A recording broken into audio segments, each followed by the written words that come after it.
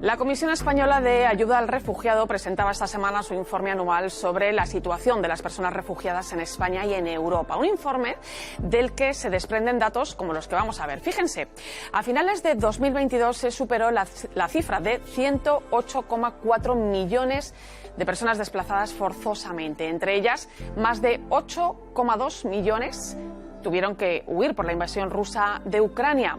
Pero además, entre los conflictos olvidados encontramos que son más de 13 millones de personas las que han tenido que huir por la guerra de Siria. Vamos con más datos. Los desplazamientos debidos al cambio climático y las catástrofes naturales superan a los provocados por los conflictos, siendo 32,6 millones de personas desplazadas por esta causa. Y también cerca de 150.000 personas tuvieron que jugarse la vida en el mar buscando refugio en la Unión Europea. Ojo, más de 2.900 perdieron la vida. Detrás de cada cifra, un rostro, una persona con nombre y apellidos y con una historia de vida, como la de Yibi, un joven de Senegal de 32 años que llegó a España con tan solo 14 cuando embarcó solo rumbo a las Islas Canarias en busca de un futuro mejor.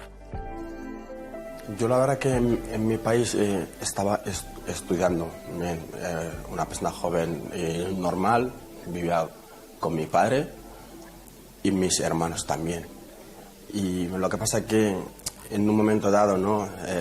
Veías a muchos jóvenes saliendo desde Senegal, yendo a Europa, en varias vías, como en patera o andando o lo que sea.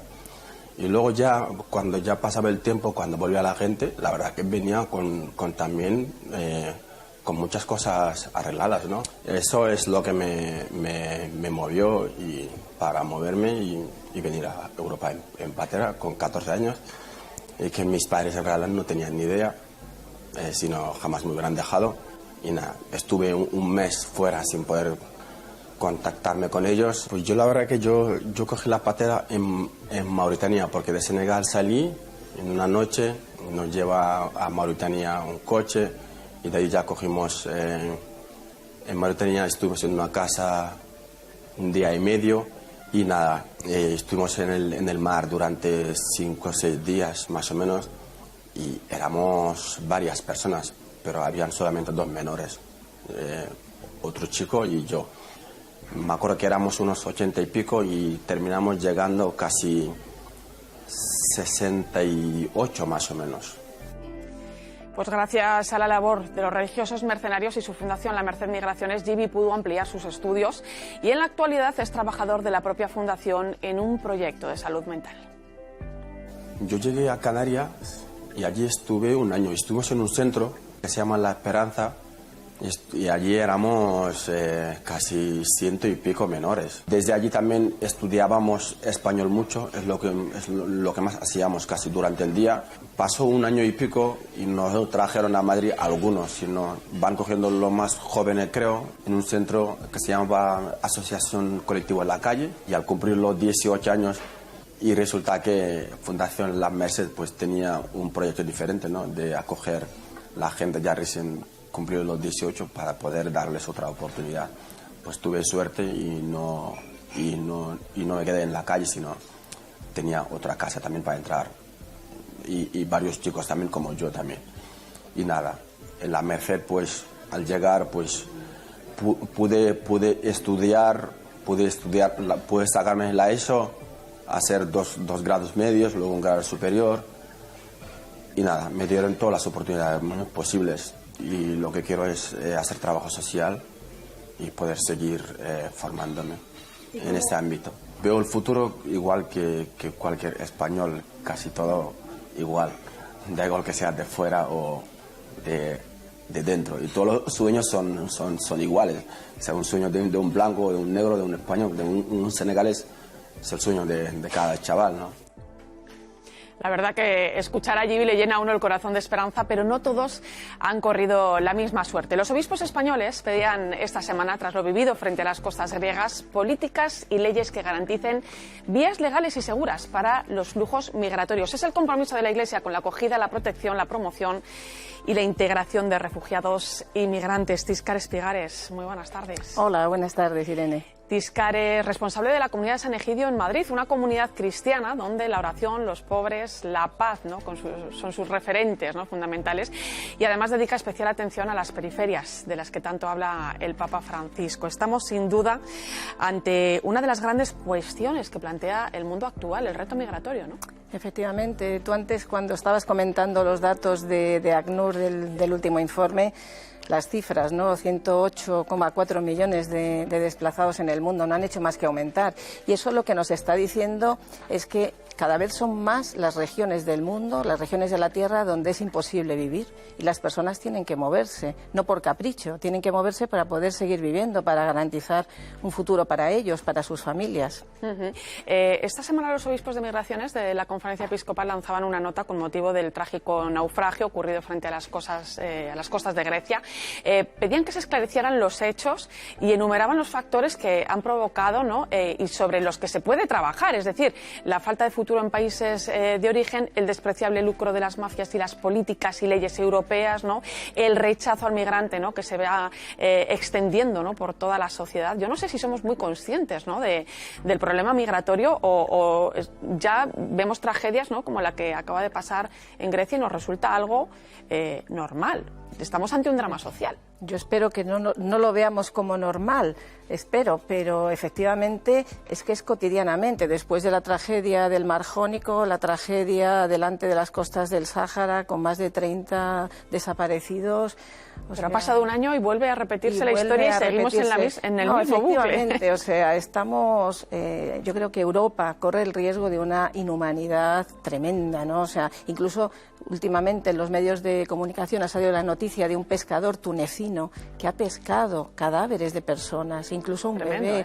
Eso es tremendo. O sea, cuando Jesús le dijo a Pedro, serás pescador de hombres, desde luego no se estaba refiriendo a eso. Se estaba refiriendo a salvar a las personas de que se hundiesen en el mar de la violencia, en el mar de la guerra, en el mar del abandono, ¿no? Estamos verdaderamente ante un abismo y ante el riesgo de perder todo atisbo de humanidad. Vosotros lleváis mucho tiempo, años, intentando poner en marcha medidas que garanticen mejores condiciones de vida a los hermanos migrantes, ¿no? Entre ellas, los corredores humanitarios, que ya funcionan con éxito en otros países, pero aquí en España, bueno, pues es una cosa que se nos resiste, ¿no? Tan difícil es. ¿En qué consiste un corredor humanitario, Tiscar? No sería nada difícil. Ya lo hemos hablado en más ocasiones. Los corredores humanitarios son un mecanismo para que los migrantes que están en campos de refugiados, en Líbano, en tantos otros lugares, puedan llegar a Europa de manera legal y de manera segura. Empezaron a abrirse en el año 2016 en Italia, luego posteriormente Francia, Bélgica, Andorra, San Marino, la República de San Marino, han abierto corredores humanitarios con los que hasta hoy ya han llegado casi 6.200 personas de manera legal y segura. Y no solamente, sino que han llegado a estos lugares y se han ido integrando. Y ahora son personas que trabajan, que cotizan, que contribuyen al bienestar de los países que les han querido acoger. Como muestra de que es posible, ¿no? Y también ante la necesidad de no quedarnos parados, ¿no? Ante este drama habéis podido hacer de puente, ¿no?, con un corredor humanitario con Andorra, ¿no? Sí. ¿Cómo se ha puesto esto en marcha, Tiscar? O sea, ¿en qué consiste y cómo habéis vivido también esa primera experiencia, ¿no? Porque acaba de pasar por nuestro país la primera familia que desgraciadamente pues no hemos podido acoger. Sí, no hemos podido acoger porque, bueno, ya sabes que esto es una decisión, se necesita, ¿no? El que el gobierno apruebe, ¿no?, abra, digamos, conceda una serie de visados humanitarios a estas personas que son elegidas con criterios de vulnerabilidad, personas enfermas, familias con niños pequeños, como el caso de estas familias que pasaron por Madrid en mayo, destino Andorra. Para ellos fue conmovedor, ¿no?, porque llegar de un país, ellos venían de Alepo, ¿no?, donde además con el terremoto, no solamente la guerra, sino el terremoto, las condiciones de vida eran terribles. Y llegar a un país del que no saben nada y de repente encontrarse con personas desconocidas, con un cartel que te da la bienvenida, con un abrazo. Luego organizamos una comida en nuestra casa, fuimos de paseo hasta que cogieron ya el tren por la noche para irse para Andorra, ¿no? Para ellos fue absolutamente impresionante, o sea, lloraban de alegría, ¿no? Os recuerdo también, ¿no?, la expresión de una refugiada siria que llegó a Italia en este caso y decía, ¿no?, los corredores humanitarios para mí ha sido como atravesar el Mar Rojo, ¿no? Este relato de la Biblia, ¿no? Cuando el pueblo israelí atravesó el mar, ¿no? Huyendo de la violencia, ¿no? De la opresión de Egipto, ¿no? Verdaderamente, o sea, son un puente de humanidad, es la posibilidad de ofrecer vida, de ofrecer futuro a quien no puede vivir. Yo insisto, no es un capricho. No es un capricho, o sea... Fíjate esos niños que venían de Siria, ¿no? Que son niños que han nacido siempre, solo han conocido la guerra. Solo han conocido la guerra, y una de ellas tenía problemas de salud mental a causa de esto, ¿no? Claro. ¿En qué punto están las negociaciones con el Gobierno en este aspecto, Tiscar, ¿no? Y ahora, sobre todo, que vamos hacia unas nuevas elecciones, ¿no? Quizá hacia un nuevo escenario político. ¿Hay esperanza de retomar esta cuestión o otras, ¿no? Que mejoren esas políticas migratorias? La esperanza nunca la perdemos, eso está claro.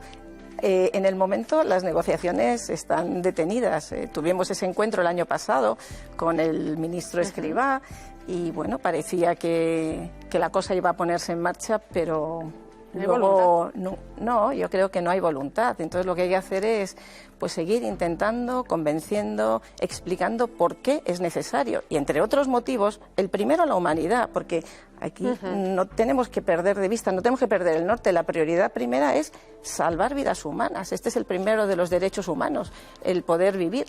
Pero es que además hay un problema de trabajo, de mano de obra, que España, como Italia y como otros países europeos, se van a enfrentar en los próximos años. El propio ministro nos dijo que para poder mantener las actividades productivas en España se necesitarán de aquí a los próximos 5, 6, 7 años 1,7 millones de personas. ¿De dónde van a venir? No, y luego además es que las sociedades cada vez son más multiculturales, ¿no? O sea, que tenemos que verlo, ¿no? Y luego, por ejemplo, la respuesta de Europa a los refugiados ucranianos ha demostrado que con voluntad, políticas y social, ¿no? Es posible garantizar en tiempo récord, ¿no? Esa acogida, ¿no? Sin embargo, pues muchas otras personas procedentes de otros países en conflicto, ¿no? Con otras emergencias humanitarias, pues no han tenido la misma respuesta, ¿no? Yo no sé qué nos enseña esto, Tiscar.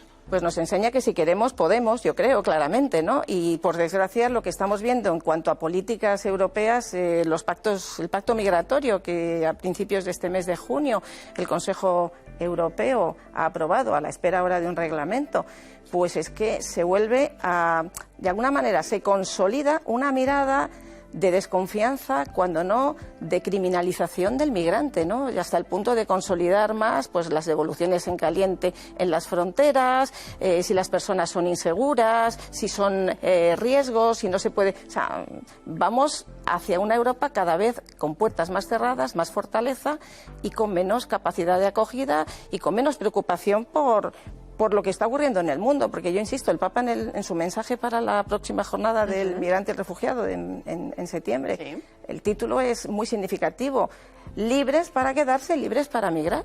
Pero para poder ser libres... A ver la palabra libertad en mayúsculas. Efectivamente, pero para poder ser libres, para poder elegir si quedarse o no quedarse, tiene que haber posibilidad de vivir en el lugar donde tú estás. Y en ese sentido, trabajar por la paz, una cooperación al desarrollo seria, que permita esa libertad a las personas de no tener que salir de sus casas si quieren vivir en su país. Y aprender también a mirar al otro como hermano, ¿eh? Nos ayudaría muchísimo a avanzar en este camino. Por cierto, Tiscar, acabáis de estrenar la Casa Fratelli Tutti en Madrid.